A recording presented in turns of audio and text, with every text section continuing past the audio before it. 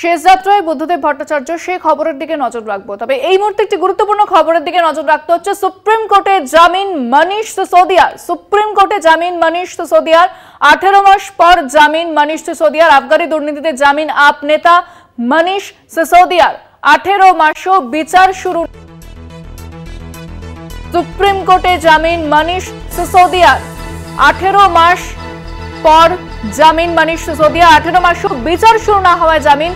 দিল্লি আবগারি দুর্নীতি মামলায় গ্রেফতার করা হয়েছিল মনীষ সিসোদিয়াকে। আপনেতা মনীষ সিসোদিয়াকে গ্রেফতার করা হয়েছিল এবং 18 মাস ধরে তিনি জেলে ছিলেন।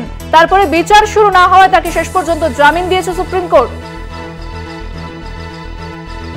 18 মাস পর জামিন মনীষ সিসোদিয়ার। এবং আবগারি দুর্নীতি মামলায় আগে আমরা দেখেছি যে আপ নেতাকে গ্রেফতার করা হয়েছিল এবং যেখানে কেজরিওয়ালকেও জামিন দেওয়া হয়েছিল নিম্ন আদালতে। তারপরে হাইকোর্টে গিয়ে সেই জামিনের বিরোধিতা করে ইডি। তবে আবগারি দুর্নীতিতে জামিন আপ নেতা মনীষ সিসোদিয়ার।